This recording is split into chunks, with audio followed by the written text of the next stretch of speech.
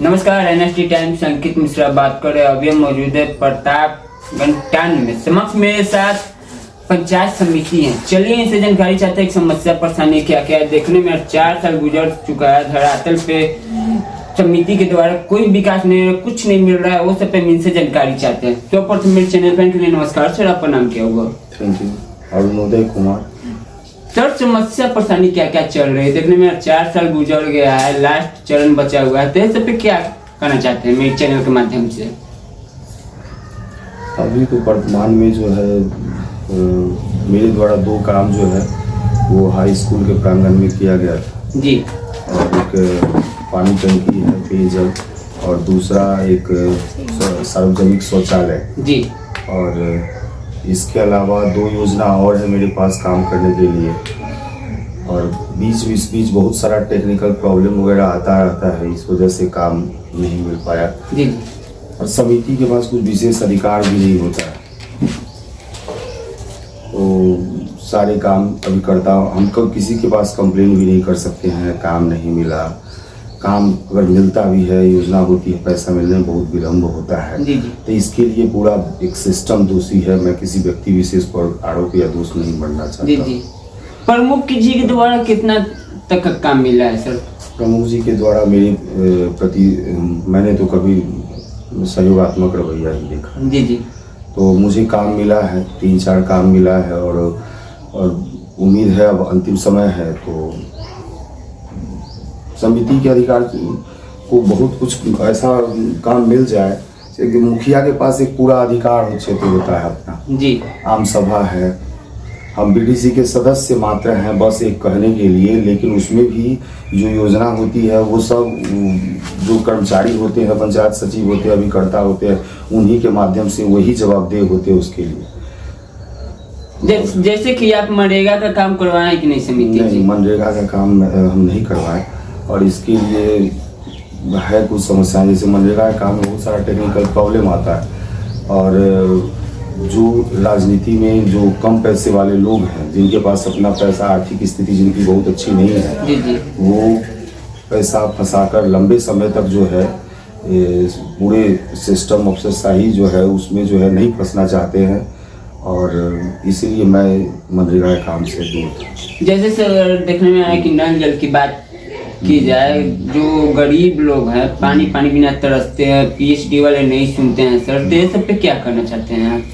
नल जल की समस्या जो है वो अब तो पीएचडी के तहत आ गया। तो पहले जल प्रतिनिधि लोग के पास उसके देखरेख का अधिकार था, पंचायत को मिला हुआ था, तो मेरी समझ से वो ठीक था, कम से कम जवाबदेही तो थी। पंचायत में लोग जो है कहाँ जाते थे, तो मुखिया के पास, समिति के पास, वार्ड के पास लोग जाते थे उसके लिए। अब कहाँ जाए कंप्लेन? अब हर आदमी जो है मोबाइल लेकर कंप्लेन जो है वो कर नहीं सकता है और इस तरह से व्यवस्था पहले जितनी अच्छी नहीं है।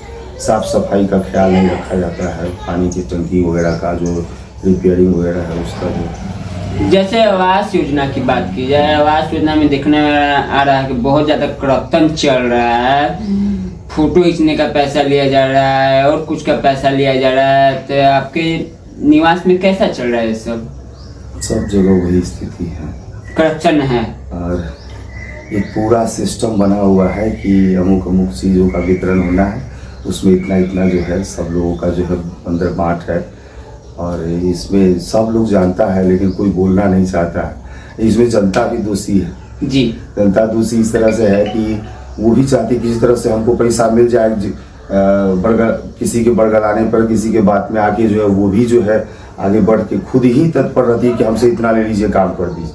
तो नेता, जनता और पूरा जो सिस्टम है, जो व्यवस्था है, वो सब मिलके जो है, और इसमें ज़्यादा दोषी जनप्रतिनिधि लोग भी हैं कि कुछ ऐसे लोगों को ही इंक्लूड कर देते हैं समाज में जो गलत तरह के तत्व हैं, वो जनता के बीच जाकर रूमर फैला के किसी तरह से, जैसे अभी कुछ समय पहले देखने में आया कि हमारे पंचायत में आवास का जो है सर्वे हो रहा है उसके नाम पे भी। और जैसे सबसे बड़ा बात क्या है कि 1,20,000 रुपया जो जनता को मिलता है आवास के लिए, जी जी, उसमें तो जो है सो है ही, जितना लिया जाता है, किसके द्वारा लिया जाता है, क्या नहीं लिया जाता है, वो सब जानता है। इसके अलावा जो मजदूरी का पैसा आता है उस पर बहुत कम लोग ध्यान देते हैं। आज या 1-20 उनके रहा खाते में पैसा जो है, उसका मजदूरी का लगभग 20,000 के आसपास जो पैसा आता है, उसमें तो भारी ही धालमेल है। उसका पैसा हमको लगता है 80% से ज़्यादा लोगों को नहीं मिला होगा। लोग अगर उसकी जांच करें, चेक करें, तो वो सब बिचौलिए दलाल लोग जो है वो सब आपस में बंदरबांट कर लेते हैं, आपस में मिली भगत। जैसे देखा जा रहा है समिति जी की आप लोग को 1500 मिल रहा है, 1500 रुपये जो चीनी का दाम नहीं है, इसके लिए आपका पटना गर्दनी बाग में हड़ताल था, तो ये सब पे क्या करना चाहते हैं?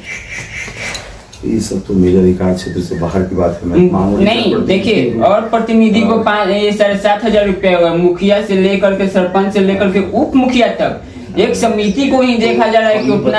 हमने बताया पहले ही आपको कि एक पंचायत समिति सदस्य की स्थिति वार्ड से बेहतर नहीं है।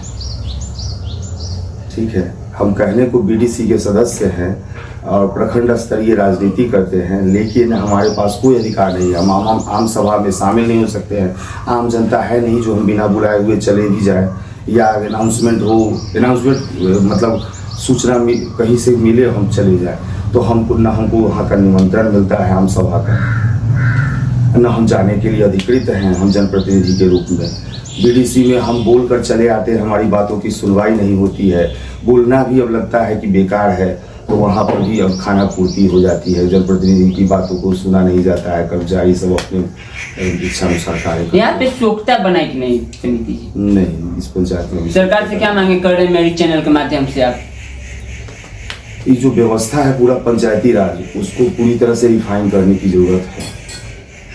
ठीक है, बहरहाल खबर में बने रहे। अंकित मिश्रा के साथ, नमस्कार।